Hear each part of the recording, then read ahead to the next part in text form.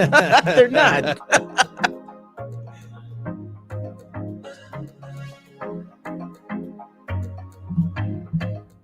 What's going on, San Antonio? What's going on, South Texas? This is the Alamo City Sportscast coming at you from the west side of San Antonio. West Bexar County also represented. My name's Mikey Menes. That is Joe Garcia.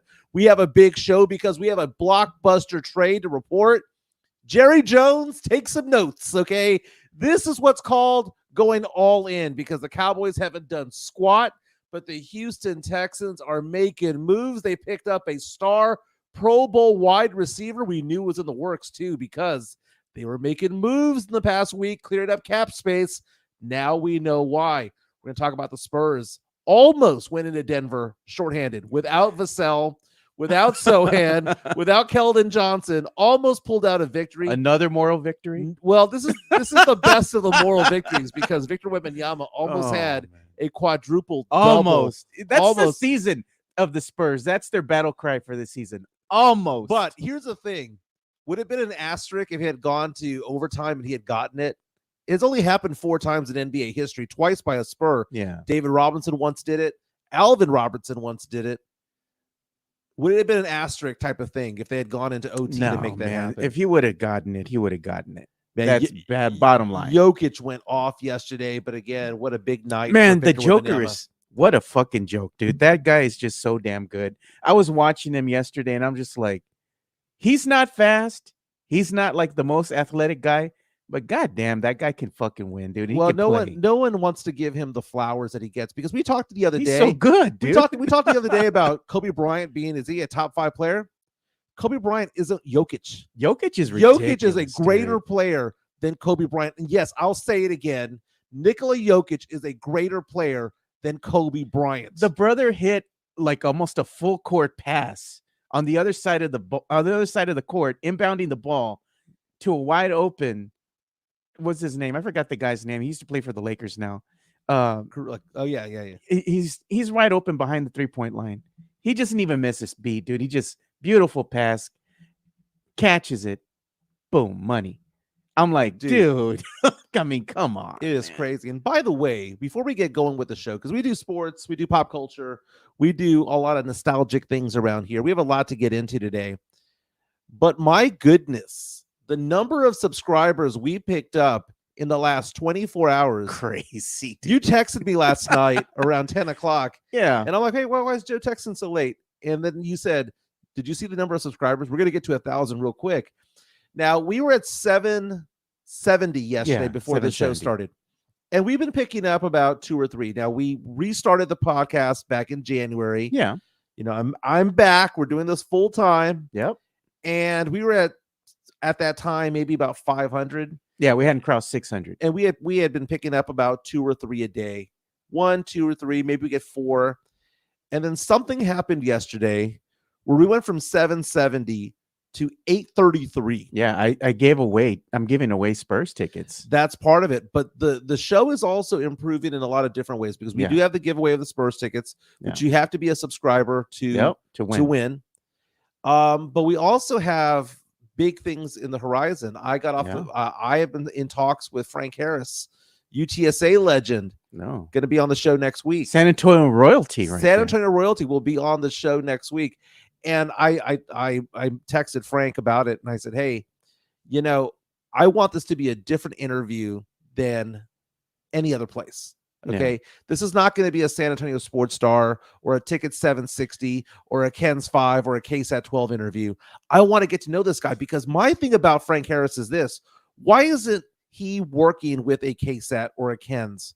Maybe I don't know if he is or not. I know he works for UTSA. Yeah. But he is such a big name and such a big draw that if I was a program director of a radio station here in town, Sports Star, Ticket 760, if I was the news director of Ken's, KSAT, and I know these people, by the way. Yeah. Why aren't you all over Frank Harris? Everyone loves the guy. He's going to be on our show. We're going to iron out the details as to the date. I was thinking like Monday or Tuesday, but we have the eclipse. And Monday, I have some work things. So maybe we'll do it Wednesday or Thursday of next week. But Frank Harris will be on sometime next week. We're excited about that.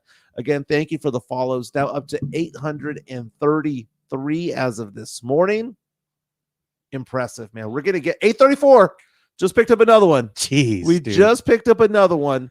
So we are on the march to 1,000. And I had said that when we get to 1,000, I would celebrate with a party. Yeah, but I was thinking that's going to be like in August. No, man, it's going to happen. This is going to be the next month or two. Remember, we had said if the weather is nice, if it's that time, maybe you go in the dunk tank for charity. Charlie Hernandez says he's been with us since the beginning. Awesome job, gentlemen. Thank you so much, Charlie, for being one of our diehards. Sith Elias coming out and saying it was the Lizzo meme that made it happen.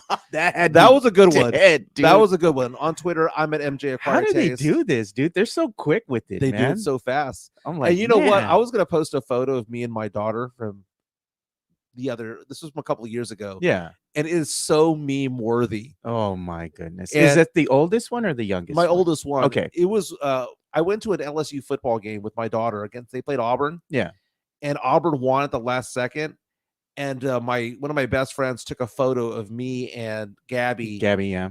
As the tide turned, as that winning play had happened. You're all excited. No, because we lost. So we are in shock.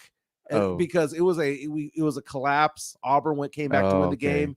And there's a photo that I have that I know that if I ever posted it, they'll meme it. It's gonna be a meme. No, man. It's gonna be an outright meme. But man, as Chris says on our YouTube stream, 834, amazing.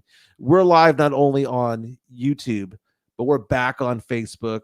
We're back on Twitter. Now, Twitter's kind of mean because X will end your stream. They'll let you stream live, and then boom, they'll erase it automatically. And Matt Lerma's in the chat too. What's up, Matt? But Facebook is kind of where it's at. Lots to get into today, man. Lots to get into. I'm going to talk later on about pop culture, about how I bought concert tickets last night to a show outside of Texas. I have no one to go with. I have no flight to get there yet. But I just looked at the tickets. We'll talk about it. I looked at the tickets last night, and I was like, you know what? The venue's only 300 people. I'm going to buy the damn tickets. That's a nice venue if it's only 300. It's maybe 500 max. Yeah. I mean, it's not like you're with the masses, thousands and thousands, you know? Yeah. So we'll get into that. But my goodness, I walk in the door, and I'm already hell-bent on, we're talking Spurs. We're talking about Victor Wembanyama almost getting a quadruple-double, and you are in the driveway of your house because we do the show at your house, and you're like, can you believe the Houston Texans? That's a blockbuster trade. Blockbuster trade. Now, I will say this. My good friend, who's a huge Houston Texans fan, James Pledger. Oh, yeah, man. Pointed out this on Twitter, so I'm not going to take credit for it, but it made perfect sense. About a week ago, he goes, what's Caserio up to? Here's what the Texans have done over the past couple of weeks. They traded their first-round draft pick for 2 second-rounders. There was more involved in that. Oh, yeah. But what that does is it gets them draft capital, and it also lowers their cap. It does. Because they don't have to pay that first-round price tag. The second thing they did was they were redoing certain contracts, making certain salaries bonuses, and freeing up cap space.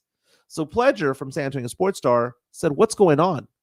He was kind of like that guy from ESPN, what's going on? Brian Windhorst. Oh, yeah. The brother that can't fit in his square. Yeah. So what's going on here? So I want to thank James for pointing that out, because I've thought about it, and I was thinking to myself, well, who are they going to get?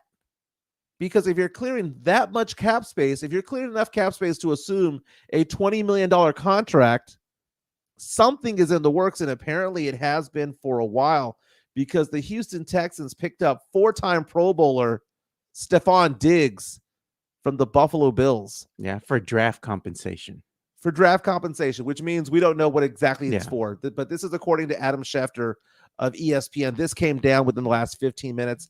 And the second we came in, you were pissed off because you are a reformed Dallas Cowboy fan. Yeah. A lapsed Dallas Cowboy fan. Yeah, fuck the Cowboys. Because you're done. You're done. You're done. And we heard Jerry Jones say, we're all in. All in. Second year in a row he's been doing that, right? Second year in a row he's said that. Yeah. But they have done absolutely nothing. Meantime, the Houston Texans are wheeling and dealing. Again, the Buffalo Bills finalizing a trade to send 4-time Pro Bowler Stefon Diggs to the Texans, according to ESPN, in exchange for draft compensation. This is a big deal because look at what the Texans have done over the past He's ridiculous. the Dude. past offseason. They traded for running back Joe Mixon, who I know is coming off a bad injury, but Joe Mixon is a name. He's a good running back. They also got Daniil Hunter, to a 2-year, $49 million contract, one of the best defenders that was available in free agency. They went and got him. They have Nico Collins and Tank Dell already as wide receivers. So now you have Nico Collins, Tank Dell, you've got Dalton Schultz, and you've got Joe Mixon, and you've got Trayvon, and you've got Stefon Diggs. That offense is stout. Now, what they got to do in the draft, go pick up a bunch of offensive linemen. Got to protect your guys. Dude, this team is loaded. And their secondary's not bad. And we know that the quarterback of the Texans, CJ Stroud, is going to get better. He's legit, man. The kid's legit, dude. Mm-hmm. He's a winner. Winners win, right? Winners win. Noah Bettis reaches out to us in our YouTube stream, says, as a diehard Texans fan, I used to pray for times like this. Now, he's saying that it's only a second-round pick, but there's a lot of – the draft compensation is a little bit different, man, because it could be higher than that. It could be lower than that. But even if it is a second-round pick, which has not been confirmed, I have not seen that yet. I haven't seen it yet. That's still a pickup that they got just for dropping down in the draft. I love this. MGM. Yes. They put live look at CJ Stroud, and they have a guy that's partying. He's just dancing. Is this going to be the year that Texans, I know I say Texans, not the team, but people from Texas start to take notice of the other Houston Texans? I think so. I think the Dallas Cowboys at this point, they're freaking done, dude. They are done. Stick a fork in them. Jerry Jones and his front office made no attempts to do anything, even though they said they're all in. All in what? We like the team we have. Right. You're going to roll out there with Dak. You already know what he's capable of. He's good in the regular season. But then when it comes to the playoff time or wild card, he shits the bed every time. The Texans also got Jeff Aduka in the offseason, a cornerback who was a top 10 pick just like 4 years ago. But going on to crapping the bed, as you mentioned about the Cowboys and about Steven and Jerry, they're punting on this season. Yeah, man, it's a wash, dude. You know what? People gave me so much crap this past year, and I said it for the longest time that this was the end of the window. The Super Bowl window has closed on the Dallas Cowboys. They are not a Super Bowl contending team, and I don't care that the over-unders came out for victories yesterday by the casinos, and they listed the Cowboys as being a 10.5, 11-win team. God, man. My butt. I think they're going to be like, they'll probably be another 8-win, maybe 8-9, 9-8. Yeah, they're destined for that. Yeah, and you know what's good too? If you see what happened with BetMGM, they put the Super Bowl odds for the Texans at plus 2,500. That was the other day. Now plus 1,500 to win the AFC. It was plus 1,200 for the Texans. Now plus 850. Now here's the thing about the Texans right now that I'm gonna throw some water on. Okay. Yeah. I know a lot of Texans fans are excited, and they have every reason to be excited. Oh, yeah, dude. Now, I'm a Saints fan, but I was also a Houston Texans fan. I got off the Texans bandwagon with Bill O'Brien because Bill O'Brien was the worst coach and worst part of that organization for many, many years, right? The dude had no nads. He was awful. But what they've done ever since they got D'Amico Ryan, that is a culture change. Nick Caserio going over there. It is a culture change. And you can see how important it is from the top to bottom, how that all works. And you have a young coach who's a former Houston Texan himself out there, defensive minded, and knowing that he needs to have other people around him who are just as good on the offensive end of the ball. The Houston Texans are making moves, but there's one thing that kind of concerns me about the Texans this year is that their schedule is rough for the 2024 season. 2024 season, here are the home games that they have. Ravens, Bills, Dolphins, Bears, Lions, Titans, Jaguars, and Colts, who are their division opponents. But think about that, Joe. Their non-division opponents coming into the NRG: the Ravens, the Bills, the Dolphins, the Bears, the Lions. At Lamar Jackson, Josh Allen, Tua, the up-and-coming Bears team and a Lions team. Those are the home games for the Texans this year. The Texans will be lucky in their 8 home games to go 5-3. They will, but they have the talent. That's exactly right. They have the talent. Now, going on the road, the Texans play at Jerry World. Dude, that's going to be, if the Texans go into Jerry World and just drop a 40 on them. They also have to go into Green Bay. They have to play at Minnesota. They have to go to Arrowhead to play the Chiefs this year. Damn, that's a tough schedule. They have to go to New York. They have to go in the snow to play in New York and in New England. The Texans might be a better team this year. Last year's team was good enough to make the playoffs. They might even be significantly better than they were last season and still miss the playoffs. They still miss the playoffs. That sucks. Because the Texans have no easy games. They've got their division games against the Titans and against the Jaguars and the Colts that they might be able to roll over. They need to win 5 of their 6 division games. They do to make the playoffs. They're capable of doing it with this squad. And the thing is, if the Texans manage to have a winning season good enough to make the playoffs, they're battle tested. That group that they have right now, they could possibly win. Yeah. Out, like AFC, they could go. There might be talks about them going to the Super Bowl, depending on how well they play and how battle tested they are against these top tier opponents. Dude, if they go 10-7 and make the playoffs, jeez, man, that would be amazing with that schedule. Now, Tavares is asking the question: when does the NFL schedule come out? I'm not exactly sure. We know who the opponents are. Yeah. We know who the opponents are. We don't know when they're going to play them. Right. But to go on the road to Green Bay, Kansas City, Dallas, Minnesota, New England, New York, that's rough. For Detroit to come in, Baltimore to come in, Buffalo, Miami to come in, Chicago to come in. This is a rough. They have to go 5-1. 5-1 in the division to even have a chance of making the playoffs, which is sad. Because sometimes the deck is stacked in your favor and sometimes it's not. And it's not the Texans' favor. But you know what? They have the team to make it happen, though. I'm not saying that it's not going to happen. I'm not going to sit here and say that the Texans are not going to make the playoffs. What I am saying is that the Texans they have the deck stacked against them. It's going to be difficult because that AFC is rough. The AFC, man. When you have Lamar Jackson and Josh Allen, and you've got Joe Burrow, and you've got Patrick Mahomes and all of these guys, it is a tough conference to get through. The Texans need to win their division, man. That's it. They need to win their division. They're capable, though. Oh, yes, most definitely. But again, the big news of the day, the Houston Texans trading for Stefon Diggs. According to Adam Schefter of ESPN, it is about to be finalized. So I don't think technically it's happened yet, but it's in exchange for draft consideration. The Texans, if they go out to Jerry World, beat them 40-17, it's over, man. That's it, man. I think Cowboy fans are checked out this year.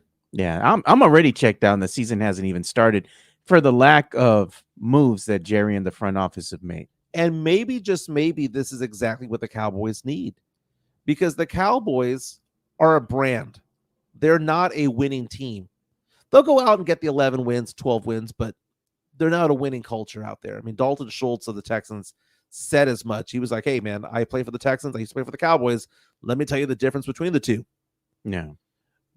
D'Lo reaches out to us on our YouTube stream saying Dallas is the second best team in Texas. That's incorrect. That is incorrect because I think the Texas Longhorns and UTSA Roadrunners are better. Oh, God. But, you know, what the Dallas Cowboys need is to be checked. And right now, they know, Jerry Jones and Stephen Jones knows that they have a ton of fans who are going to buy the T-shirts. They're going to go to Oxnard, California. They're going to fill up Jerry World. They're going to buy, pay for $500, $600, $700, $800 seats over there to watch a product that has no chance of winning the Super Bowl. And That's booty crumbs. What needs That's to what it happen? is. What needs to happen is Cowboy fans need to pull back and go, no, we're not going to take this. Go ahead and give us that meme that they have with Homer Simpson going back in the bushes. Go back in the bushes. Come back out with your Texans gear on. I mean, and let me ask you this, Cowboy fans. What would it take for you to stop cheering for them? And I know a lot of fans are out there saying, well, it's a childhood thing. And you go back and go, well, I remember the glory days of the 90s, but that was a long, long time ago. That was 30 years ago. Yeah, man, I mean, at that point in time, what we always make fun of? Oh, we have to break out the VHS. Yeah. VCRs. Dude, you know? A DVD, literal DVD, did not exist when the Cowboys last won their Super Bowl. A year later, the movie Twister was the first mass-produced DVD movie at Blockbuster Video. That came out after the Cowboys won their last Super Bowl. When the Cowboys won their last Super Bowl, the song One Sweet Day by Mariah Carey and Boyz II Men was number one. That's no lie. That's according to Billboard charts. No doubt. I just wonder, because now you have the darling on the other side being the Houston Texans. Are they now America's team? Well, I'm not saying they're America's team. to be honest with you, if you had to go with what America's team is probably one of two teams. Like, realistically, the Cowboys crowned themselves that, right? America's team. NFL Films crowned them that. Yeah. And they kind of ran with it. I've always thought that it's either the Steelers or the Packers. The Packers, because it's a small market team, and also because it's actually owned by the fans. The Steelers, because the Steelers come from a working class town type of thing. I wouldn't say the Niners. I wouldn't say the Patriots. Look at Matt Lerma's comment here. The Cowboys are the third best team in Texas. The Brahmas look pretty damn good on Easter Sunday. They did look pretty damn good. They did. Go Brahmas, man. Yeah, I ain't gonna watch any of that crap. Come on, Mike. You will get 12 seconds of Brahma coverage every week on this show. Oh, not gonna watch any of that. Not gonna watch any of that. But the idea of jumping loyalty in teams. Like, I could never not be a Spurs fan.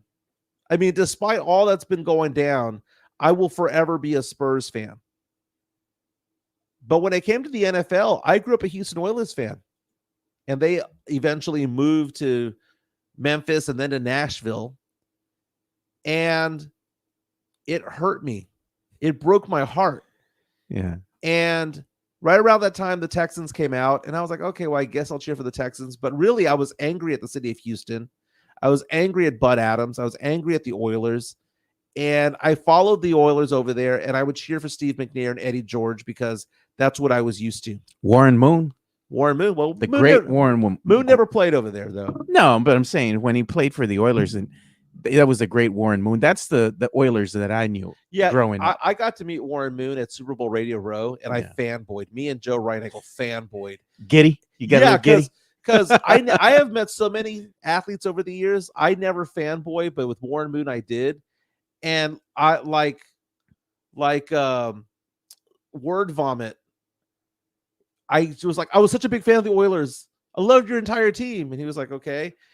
And then I was like, just growing up, and I literally named 80% of the starting lineup.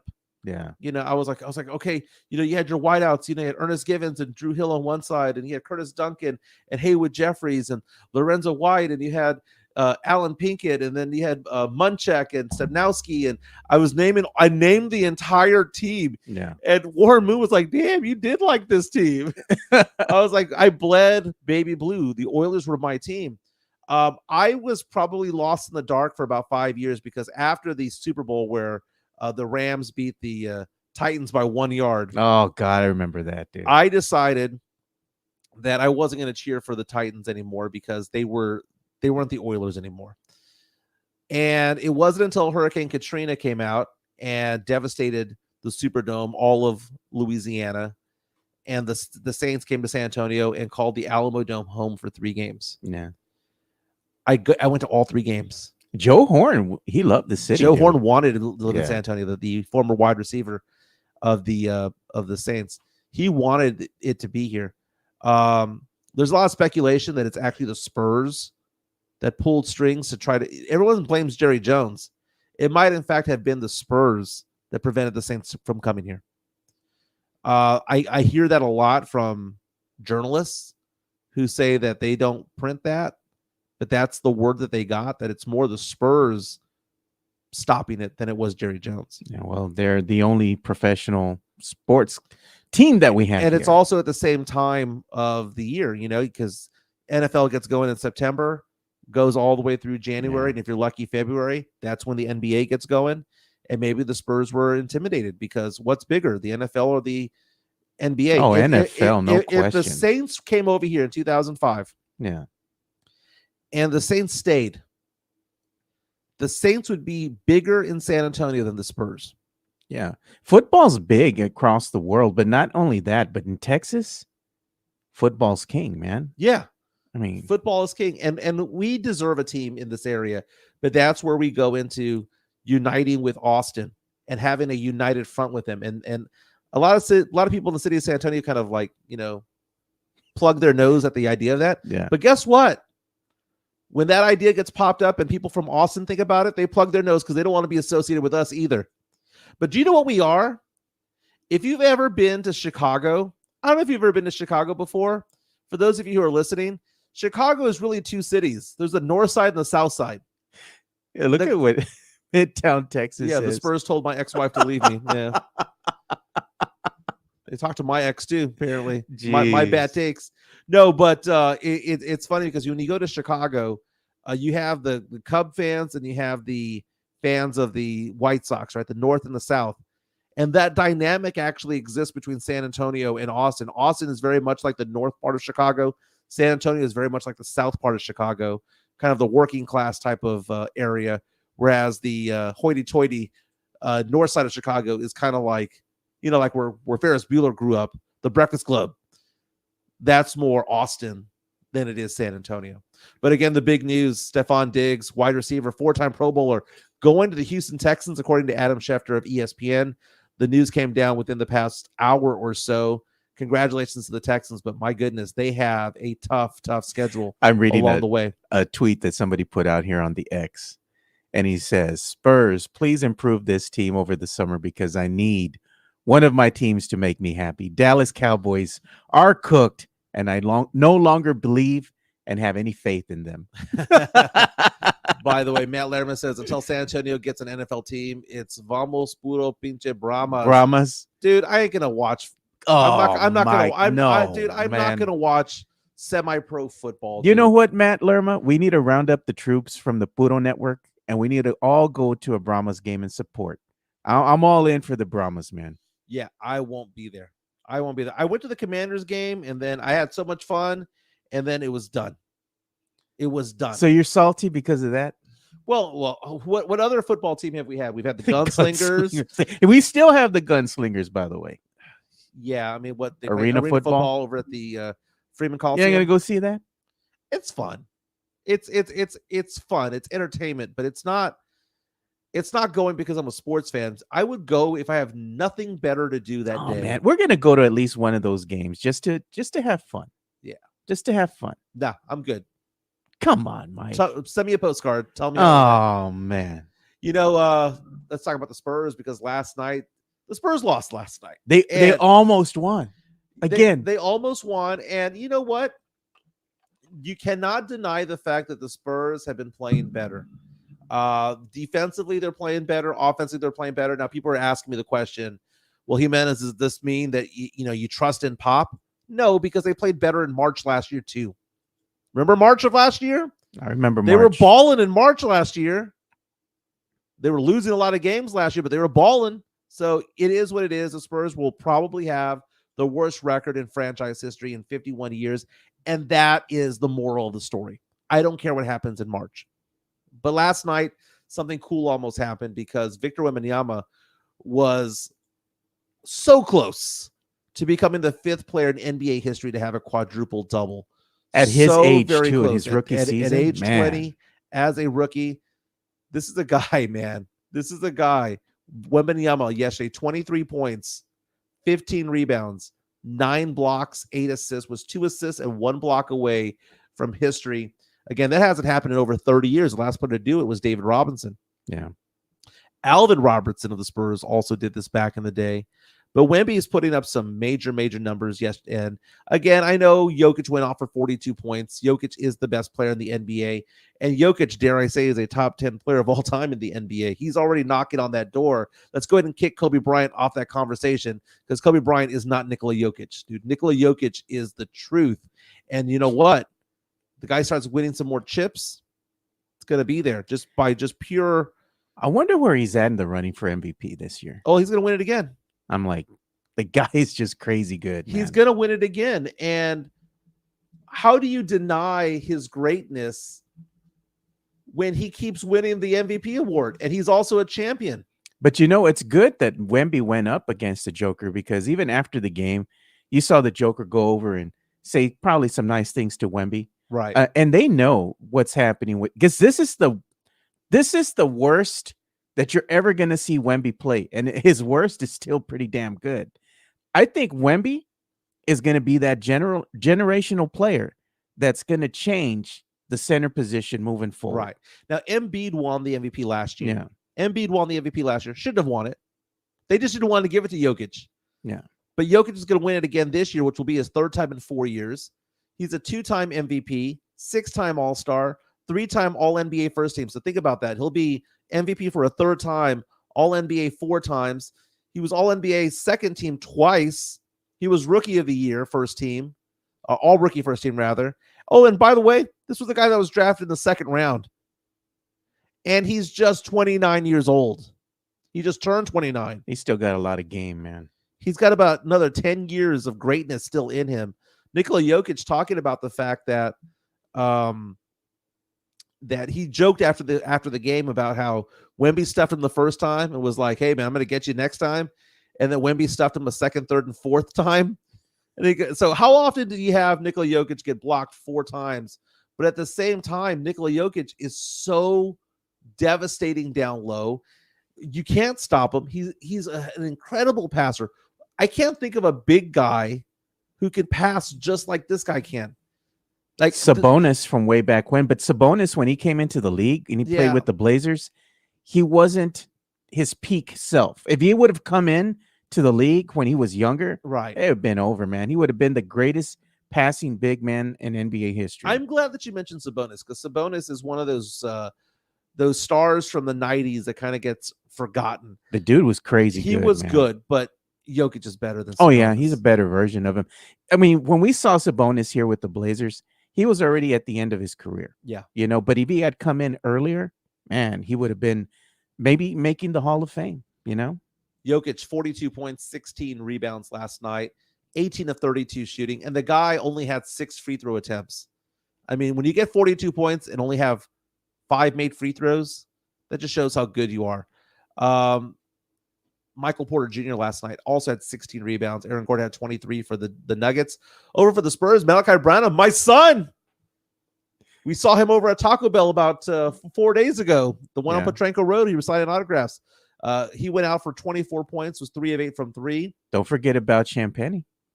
Julian Champagnie getting a double figures for again.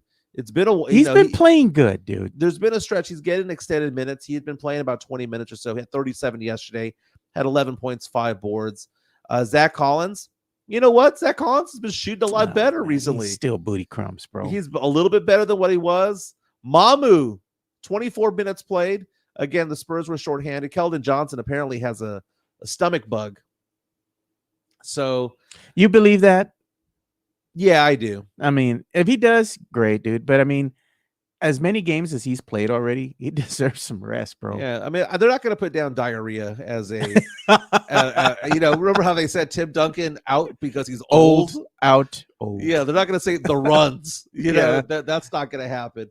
He looked pretty good on the bench, man. He was, cheering the team on. But I'm not. I mean, I'm excited about a potential quadruple-double, and it's going to happen in Wemby's career. It is destined to happen. Now, it might not happen this year. Everyone say, well, what about the last game of the season because the Pistons suck? Never know. Maybe it'll happen then. But it's going to happen, and it shows that Wemby is becoming a top 10 player in the NBA and eventually will become one of the 3 best players in the NBA. The thing about it, though, is this. I'm not excited by any of this in March. The Spurs did this last year. The Spurs went out and played like crap for 5 months. Actually, no, last year they started off hot, then they played like crap for 4 months, and then they turned it up in March. And I was all excited. I was like, man, we may have somebody with this Julian Champagny, right? I was getting all excited about certain players, right? Yeah, we got to develop them. All we got to do is develop them. Yeah. No, man. The Spurs, this team, you still got to blow it up. Yeah, you got to blow it up. The Spurs have something obviously with Wemby.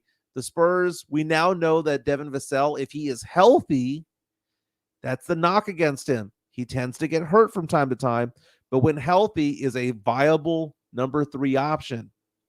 Sohan is a viable 4 option because we don't know what we're going to get with him. Dude, that guy, Sohan, is either going to give you 25 and 15 or is going to give you 4 and 6. You don't know what you're going to get from him. I still like the kid. You know what? If he starts to lock down people defensively a lot better, and he is an above average defender. He's still young. He's still learning. He is an above average defender. Then maybe if as the 4th option. But the question is, as Brian Windhorst pointed out on ESPN on a podcast a couple of days ago, he's saying that a veteran will want to come to San Antonio. Well, this draft is weak.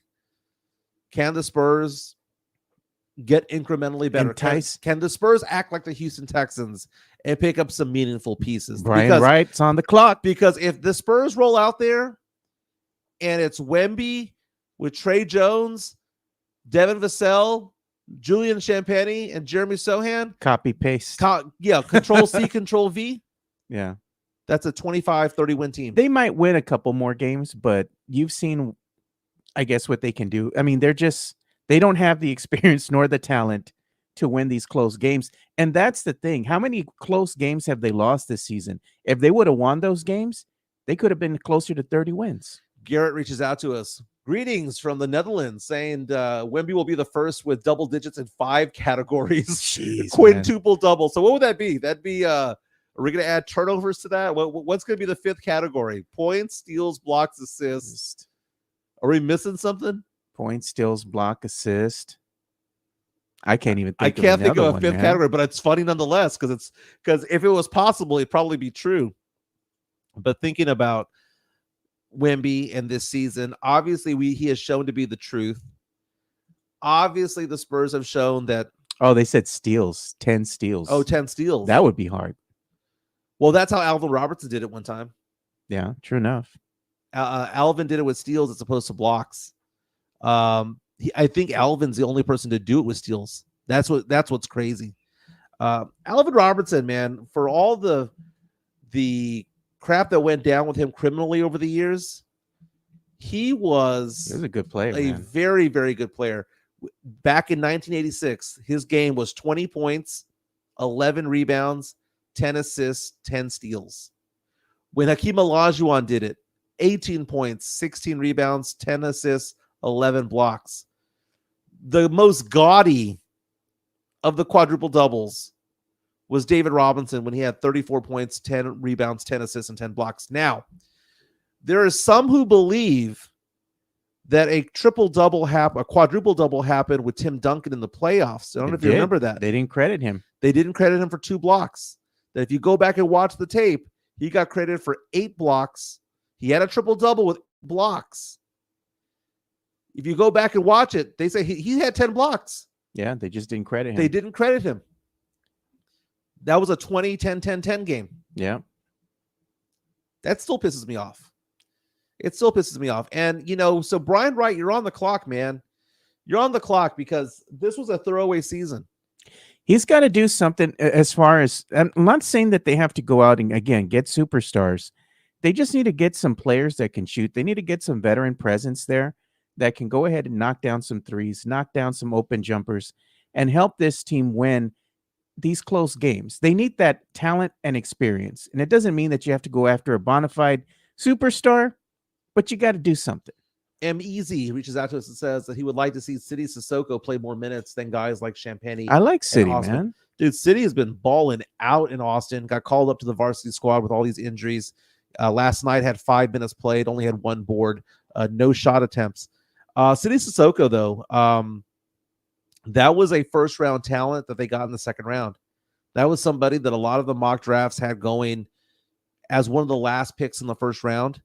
Spurs got him in the 40s area when it comes to it. And the Spurs right now have their own first round draft pick, potentially have Toronto's. It's a 50-50 chance, essentially. 50% chance of it being conveyed this year, 50% chance of it being conveyed next year. This draft is considered to be weak, but then again, we need talent. And if we're going to here's the argument for getting a second first rounder this year and wanting it. It may not be a star, but it is a smaller salary, right? Because first rounders are guaranteed spots on the team. It's a smaller salary so that the Spurs can then divert their attention to a bigger named free agent. The Spurs have already locked down a lot of their guys, right? So the Spurs have locked down Vassell to a long-term deal. His raise takes effect next year. The Spurs have locked down Keldon Johnson to a long-term deal. I guess the next one would be Sohan eventually. But Sohan, Branham, and Wesley are on the same draft class, so they would have to be paid pretty much right around the same time. Yeah. Well, hear me out on this one, dude. I've been looking, I've been observing, and me and my boy Jonas Clark were talking yesterday. Zach Edey, he's fallen down in the latest NBA mock drafts, right? Depending on where the Spurs ping pong balls fall, and if let's say they are maybe 4th, 5th, 6th, and Eddie's dropping down there, and he's there for the picking, dude. Do you go ahead and draft another 7'4" player and pair him alongside Wemby? So it's funny that you mentioned Zach Edey. He's 7'4" from Purdue, and still alive, in March Madness, and his stock is going up. The problem with Zach Edey is that he's a big boy, dude. He's a big boy, but he's also slow as F, man. He plods along the way, and it's just so difficult to He could be that anchor in the paint, because Wemby, he likes to play outside of the paint. He likes to be hanging out beyond that 3-point line, wants to shoot, doesn't really want to get in that paint and really bang bodies per se. Right. That's not really Wemby's style. He's more of a shooter, But if you get somebody like Eddie, you put him in the paint and let him bang bodies down low, that frees Wemby up. Well, there's a brand new mock draft coming out right now. Bleacher Report came out today. They have as the number one player off the board, if the Pistons were to win the lottery, being Alexander Sarr, 7'1", center, playing for Perth Wildcats. Number 2, they have Rob Dillingham going at number 2 to the Wizards. Kentucky guard, plays like Kemba Walker. He's a bucket, dude. He's a walking bucket. At 3, they have Charlotte going after Ron Holland. They have the Spurs actually dropping to number 4, but picking up Zachary Risache, who a lot of people believe is going to be the best player in the draft, or at least considered for the top spot. Number 5, they have Donovan Clingan from from UConn, rather, going number 5. He's a center. Reed Shepherd going 6 to the Toronto Raptors. So let's say the Spurs were to get that pick, that 6th pick. Would we be happy with a Reed Shepherd at 6 or a Stephon Castle? I think I would like a Stephon Castle, to be honest with you. I mean, if you think he's more Spur-esque, if defense is the identity, then that's the guy. That is the guy. 19 years old. His pro comparison is RJ Barrett. And I like RJ Barrett. But would the Spurs pass on a Nikola Topic? Because, man, you look at these mock drafts. Some of these mock drafts have Nikola Topic going top 2 or 3. Others are saying he's going to be number 7, 8, or 9. There's not one player there that stands out like Wemby did this past season. Easy says that he would like to have Reed Shepherd, Rob Dillingham, or Ron Holland. Dillingham's my guy, dude. Dillingham can make a bucket, dude. He can make a bucket. Now, as far as Zach Edey is concerned, I've seen some mock drafts have him late first round, or mid first round, rather. This one right here has him 25. NBA Draft Net has him going 37. Who is that? Zach Edey. Yeah, Edey. And they have him around pick 30. And this is the thing. It fluctuates a lot. Some mock drafts have him going up. Others have him going down. He's kind of all over the place. I mean, if you look at the kid and you're seeing what he is, he's just a raw talent, slow, methodical. I mean, you draft him, you're taking a gamble. Yeah. A big one.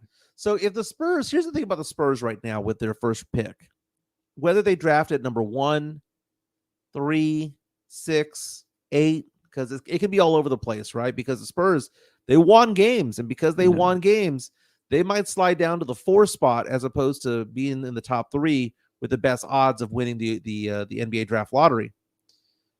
But look at these names. Risa Shea, small forward. Yeah. That's what we need, right? That is exactly what we need.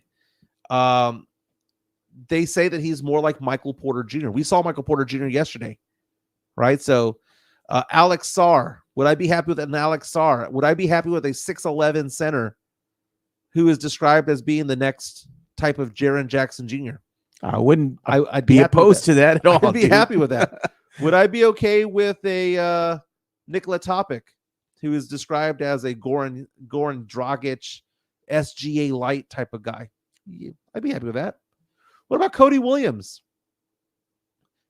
His comparison is Jalen Rose. That's not a bad comparison. According to the Ringer. 6'8". He's 6'8", 19 years old. His brother's a stud for the OKC Thunder. I wouldn't mind having him. Now, Ron Holland of G League Ignite, he's the only player that I just don't have a good feel for, man. Yeah. I just don't. But he's described as being someone who plays like Harrison Barnes. There's another player named Matas Buzelis, who's a 6'11" guard. A 6'11" guard. Described as being a Lamar Odom kind of guy. Stefan Castle, another name that I wouldn't mind on this team. Described as a Anthony Black, Markelle Fultz kind of guy. I think more of a Tyrese Maxey potentially. Reed Shepard out of Kentucky, described as someone who's very reminiscent of Derek White. And then lastly, Jacoby Walter out of Baylor, described as a Chris Middleton kind of guy. Rob Dillingham, by the way, that's another name that we said that shades of Lou Williams, shades of Kemba Walker. The point about it is that because of this draft and the way that the talent stacks up, that there's no tier 1. Yeah. There's a lot of tier 2 players. So whoever the Spurs get, I'm going to be happy with, because there's no Victor Wembanyama there. There's no LeBron James. There's no John Morant. There's no Zion Williamson, where you know that these guys should be going number 1 or 1 and 2. That doesn't exist this year.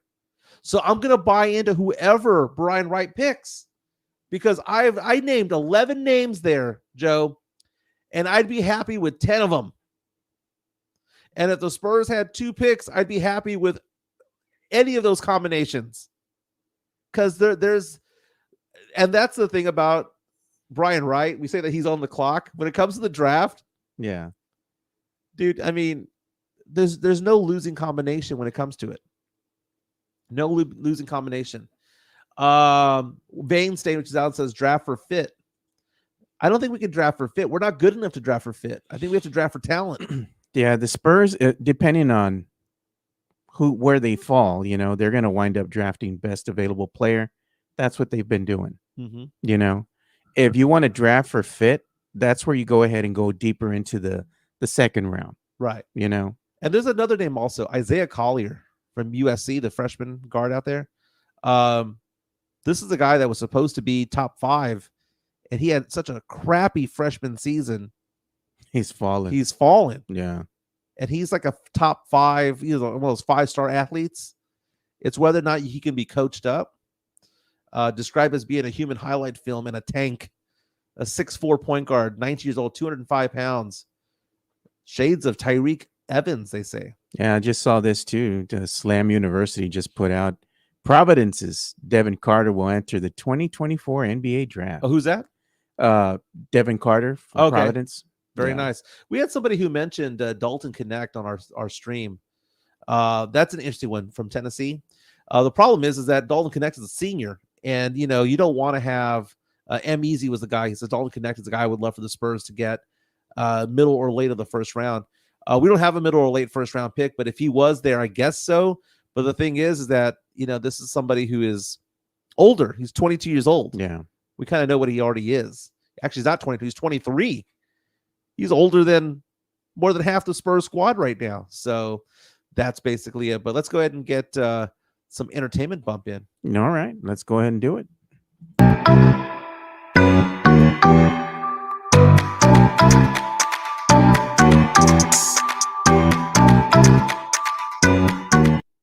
Well, apparently P. Diddy still has some income coming in because according to TMZ, Ciroc, the vodka, is not replacing Diddy with 50 Cent, despite reports claiming that that's going to happen.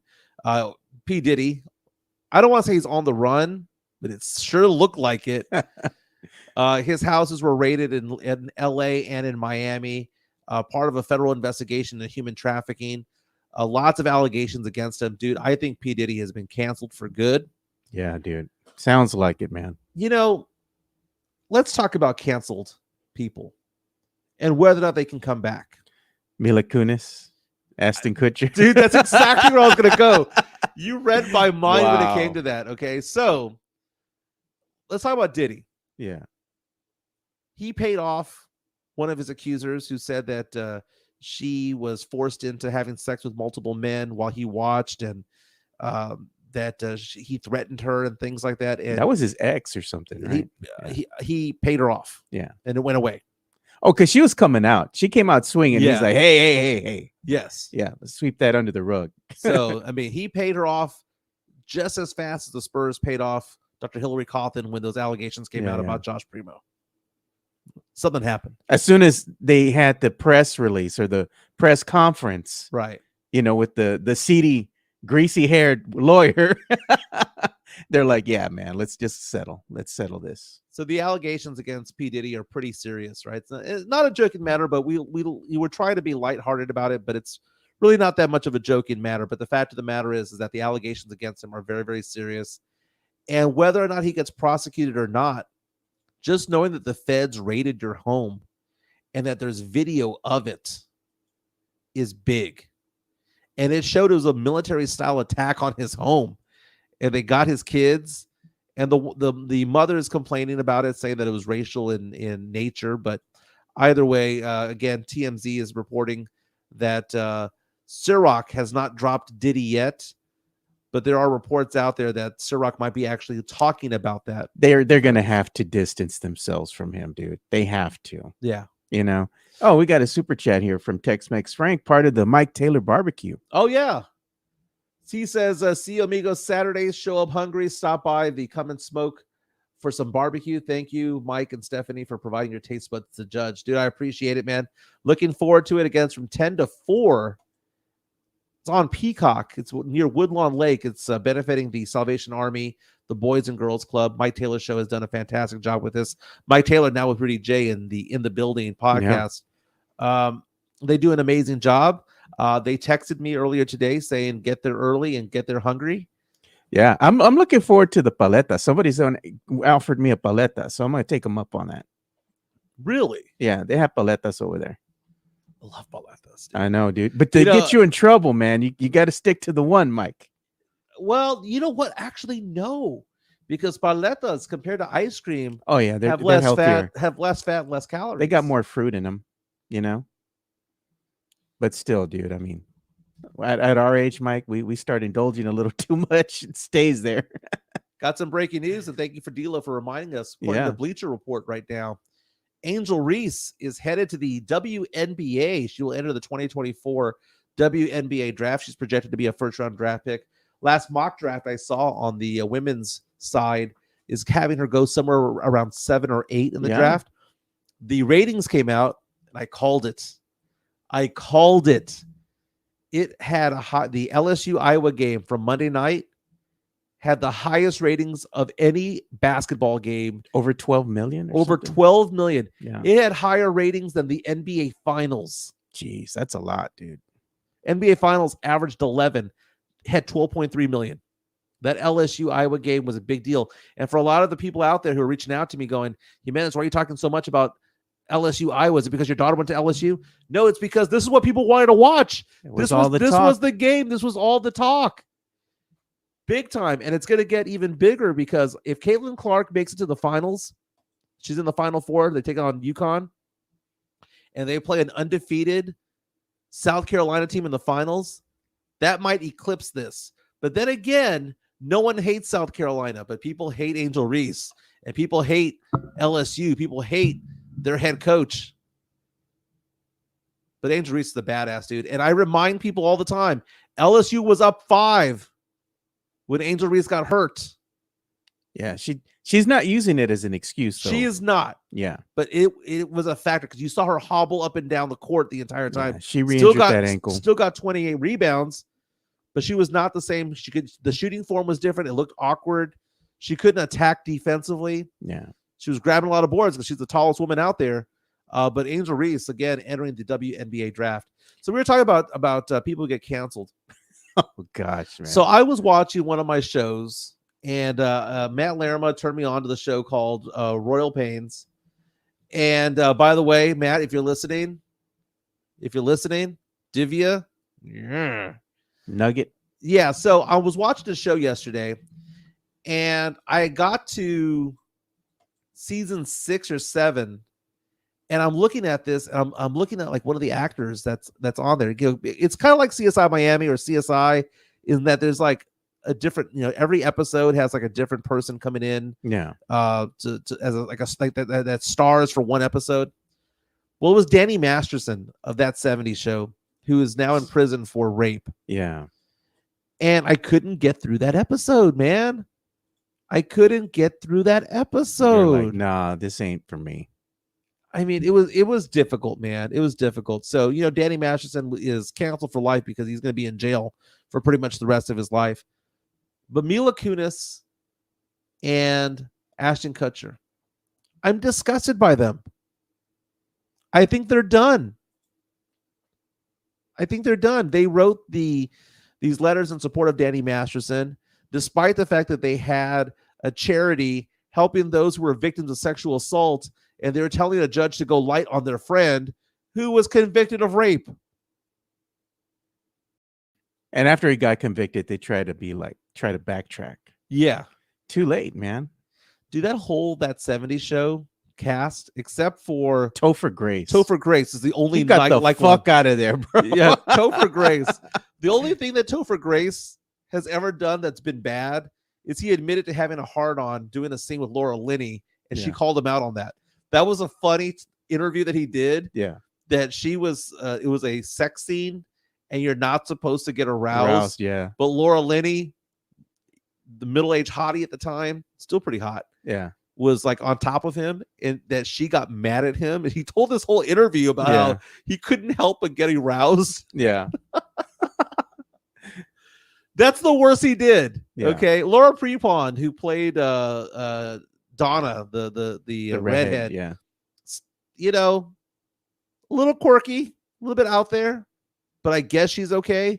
But everybody else, from Wilbur Valderrama for grooming girls to being a douchebag, to Danny Masterson, a rapist, to Mila Kunis and Ashton Kutcher being kind of just jackasses and supporting a convicted rapist while running a charity to benefit those who are sexual assault victims. Even the charity had to distance himself and like basically kick him out. Dude, like, we're done. And if you've seen the interviews that Demi Moore had of Ashton Kutcher, because they were married for a short while, guy's an ass. That whole 80% of the cast, and then the other one, the sister of Topher Grace's character, she passed away. Yeah, kind of crazy, man. Well, Led Bain says Kutcher is friends with Diddy. Donna is huge. All right, what's going on with Donna? Donna is a tall chick, man. She was hot though. Kutcher is friends with Diddy. Oh God. I mean, the redhead, Donna Pinciotti was her name. She came out in that 90s show. They tried to go ahead and like a spin-off, continuing. And it was cute. I liked it. It was all right. It was good enough. It's all right. But she was also on Orange is the New Black. Oh, yeah. Yeah. And she was pretty good from there. John Williams says, good morning from Dallas. What's going on, my man? Dallas. Good morning, brother. The Big D, home of the second best NFL team in the state. Third by Matt Lerma the standards. Brahmas. And I'm going to back Lerma up on that one too, man. I like the Brahmas. Led Bain asking the question, does Mike remember Sarah Rue? Do I? Her turn in Big Bang Theory was pretty good. She's a thickie, dude. She's a big bone girl, but she's pretty hot. Redhead. That's what we're talking. We should have had a redhead bracket. Look at what Jonathan C says. If that's the case, we should all be canceled for supporting Kobe and gushing all over Kobe.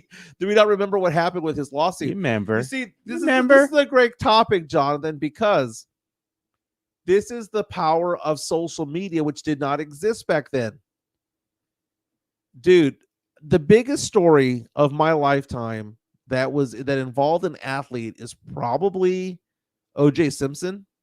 Oh man, we saw that in the classroom as it was happening live. Can I tell you what I was doing? OJ on the run. Can I tell you what I was doing? What are you doing? I had a girlfriend named Tina. Yeah. And she and I broke up. Like, I didn't want to see her anymore. She didn't want to see me anymore. We broke up.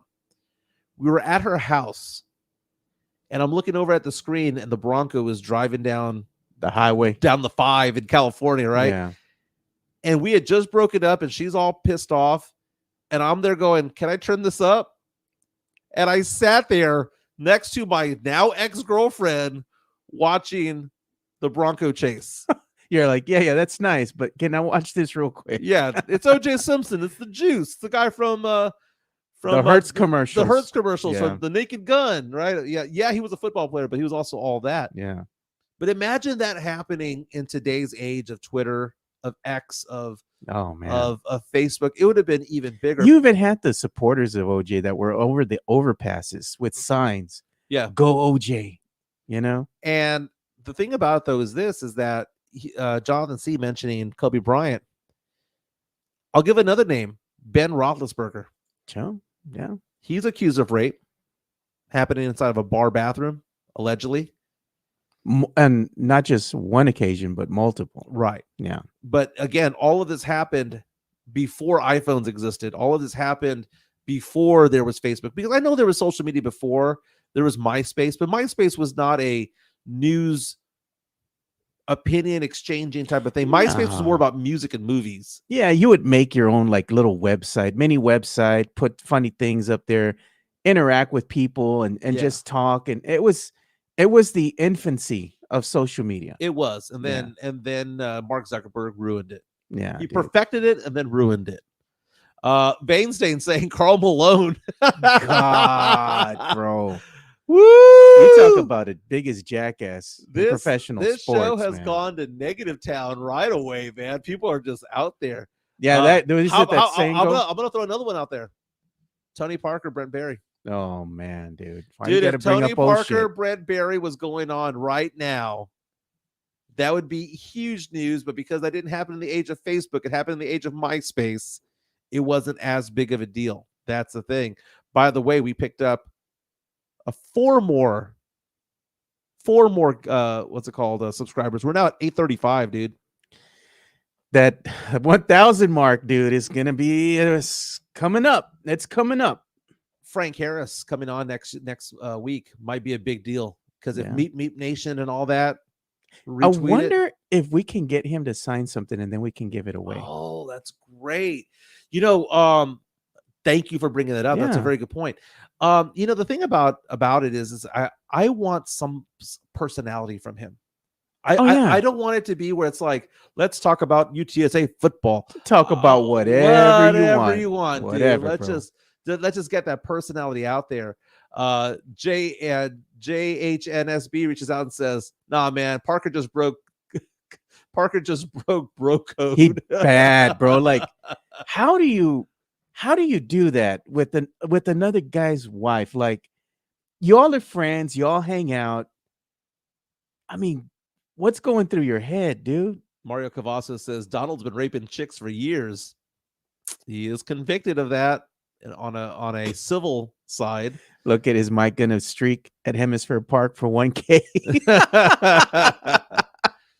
You know what I think the party should be? I think the party should be. I thought you were going to say karaoke. Well, I mean, we should have a daytime one and a nighttime one. Daytime party could be the Missions are playing. Get together, Get together at the Missions game. Grab a few hot dogs. Buy the fans some beers. Yeah, do stuff like that. Or maybe we have a night out. Maybe we do have a party. My birthday party was at Pix the other day. I know it was loud. No, it was far, kind of. For us, dude, Don't That was too far. All right, Jeff Garcia from Locked On Spurs at Kent's 5. He did make it. He did Jeff go. made it. We He love did you, go. Jeff. He We did love go. you. We love you. Don't forget to subscribe to Jeff on Twitter and Threads. Hey, at speaking of Spurs Jeff, man, let's go ahead and play his ad read, dude. All right, cool. Locked On Spurs is your daily Spurs podcast, hosted by Jeff Garcia, the lead Spurs writer for Ken's 5 San Antonio. Jeff has a healthy plethora of guests all the time on the Locked On Spurs podcast. You can also follow Jeff on Threads at Jeff G Ken's 5 SA. You can also follow Jeff on Twitter at Jeff G Spurs Zone. So make sure you go ahead and give Jeff a follow not only on Threads and Twitter, but also on YouTube at youtube.com/@Locked On Spurs. This is where you're going to be able to find the replay of the Locked On Spurs podcast. Make sure to like, subscribe, and share. Love you, Jeff. But I'm making fun of him, dude. I did text him the other day, though, and I told him a big birthday of mine is going to be coming up next year. So he better be ready, dude, because I'm going to be sending the invites out to just a select few of us. Yeah. We're going somewhere next year. Nice. I'll let you know. I'll let you know. You know, I got to save some money for Poodles in Paris, man. Oh, God. Dude, when that gets announced, I will make plan. I will buy tickets without even actually having travel plans. And I did that last night, by the way, because last night I decided to buy tickets to a concert, and it's a guy that no one knows. But do you ever watch the TV show Nashville? Yeah, I've watched it before. Okay, so there is I'm going to play this. This is courtesy of ABC. If you want to, I'll go ahead and play go on my screen. There was a TV show called Nashville that came out. Right? Was a great show. I loved it. I loved this show. One of the best. Go on Hulu. Do yourself a favor. Watch this show. Charles Essen's the guy on the back, right? He is also was one of the comedians on Whose Line Is It Anyway on ABC many, many years ago. But he's an excellent singer. He sings country music. Great show with Connie Britton. She's amazing. Anything Connie Britton's in is worth watching. Friday Night Lights, whatever the case may be. But long story short, Charles Esten is performing at a small theater out there in Nashville in June. And there's only about 400 or 500 seats at that theater. And I saw that they were all being bought. Like they were being, they were all going. And I wanted to go. But instead of just saying, you know what? Maybe I'll go. But because by the time I go out there and get the tickets and get the flight and whatnot, by the time all that happens, it's going to be sold out. So I thought to myself, you know what? Just buy the damn tickets and go. I have no one to go with. I bought 2 tickets. I have no one to go with, but I'm going to figure it out. And worst case scenario, I might reach out to our good friend, Jill Jelnick. I don't know if you remember her. Yeah, she is super nice, dude. I've met her a couple times. Yeah. She was always super nice. They introduced me to her one time when I was out there. I believe I was covering the Commanders games, and she was still here in San Antonio. And one of my good friends that I know in the media, he introduced me to her, and we just all sat down. We started eating together because we're eating before we went ahead and started the game and covering it. She was super nice, dude. Yeah, she was super nice. She's amazing. I did a few shows with her at San Antonio Sports Star. She's amazing. Follow her on Twitter as well. She's a sports anchor now for the Fox station there in out there in Nashville. Charles Esten performing in June in Nashville. That is the Bluebird Cafe. The TV show Nashville kind of focused on the Bluebird Cafe. It is a historic site where the best of country music have gotten their start. Taylor Swift played there when she was a nobody. Garth Brooks played there when he was a nobody. That was such a good show, such good music. And I'm not the biggest country music fan, but I'm gonna go check it out. What a great show! I might start watching it again. Hayden Panettiere is in that show. Nugget. Yeah, dude, she's always hot. Nugget. She came out in that series on NBC years ago, Heroes. Yeah, man. So let me ask you this. This is going to be my year of trips. I went to Vegas last month, and I've had this thing where I've been very blessed financially recently. I paid off all my debt. Yeah. So right now I've got my mortgage, I've got my truck payment, and I've got my utilities, and that's it. Yeah. So I'm doing okay. And business has been good. So that being said, because I'm going through a divorce and it should be finalized in July, there's certain things that we need to have ducks in a row that we need to put together, and it's going to be around July. Yeah. So now I'm thinking about it, and I'm like, I want to go on trips. I want to like have a rebirth year, Yeah. because last year was awful for me. Go to a cruise, bro. Yeah, I mean, my sister invited me on a cruise. My family's going from Seattle to Alaska, but it's also the same time as my daughter's 21st birthday, and she wants to go to Vegas. No, man, you got to stay with her, dude. So I went to Vegas last month and did that for March Madness with my friends. It was good times. This month, I'm going to Charlotte for business, but I'm also going to go to New Orleans to go visit my daughter who's in Baton Rouge. We're going to go to a concert there. Every month, I want to do something, or every 6 weeks or so. So I have a poll out on Twitter at MJ Acquired Taste asking where should I go in May? The Lovers and Friend concert in Vegas. Now, I wouldn't go to Vegas for like 3 or 4 days. I would just go for the concert. I would just go there, maybe spend 1 day there, go to the concert, and then bounce. Basically a 48-hour trip. Or should I knock off one of my bucket list items and go to the Kentucky Derby there in Lexington, Kentucky? If you've never been to the Kentucky Derby and that's on your bucket list, why not go? I mean, I'd wear the hats, I'd wear the suit.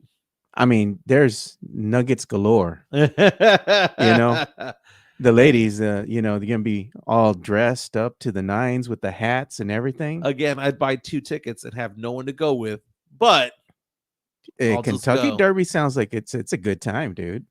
I might want to spend some time at a distillery over there because I know the Jim Beam distillery, the Jack Daniels distillery. Might go check that out, man. You have to, man. And you can drop a little bit of coin on the ponies, dude. I'm a pretty good bettor on the ponies, man. I'm the one who reads the Daily Forum, and I go and I look at their speed. I look at who their father was, who the mother was, I look at all of that stuff. What? I know how to read it. I went one time to Retama Park, and the whole family went, right? Everybody went. And I was there with my little cousin. Well, at the time, she was probably like 15 years old. Her name's Missy, right? So me and her paired up, and we're trying to figure out who we're going to bet on, right?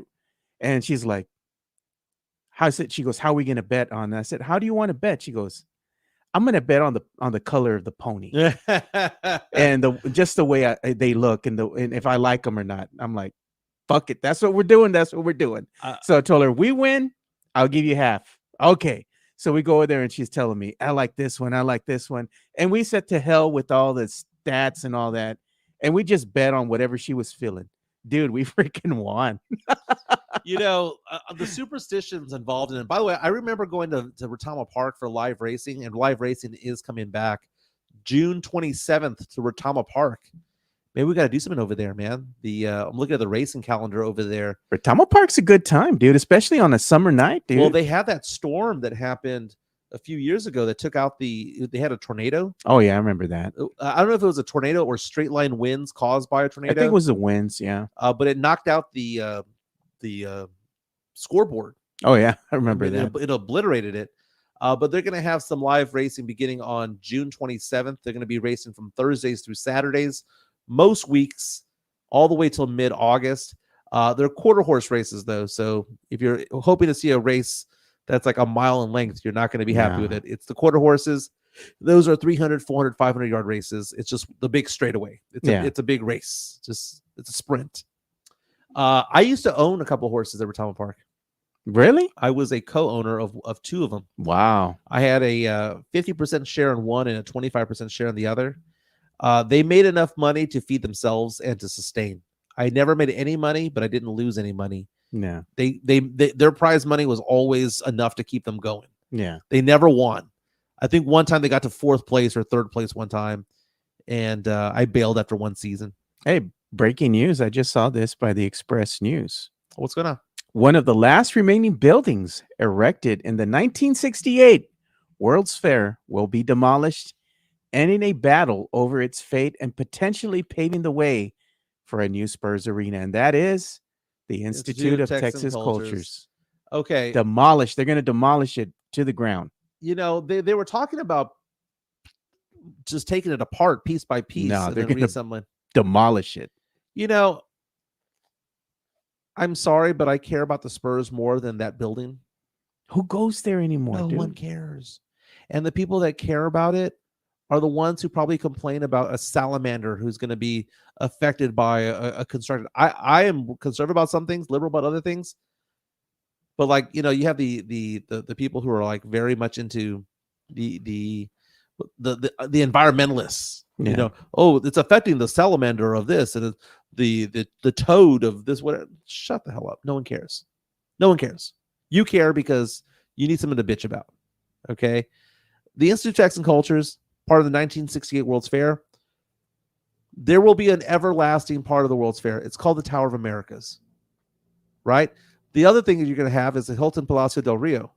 You also have one of the last structures there too was the courthouse that's nearby the tower. What's that? What do they call that? That courthouse, the round one?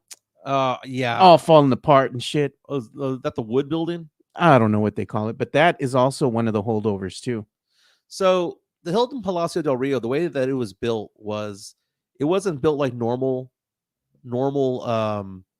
construction where you build it up.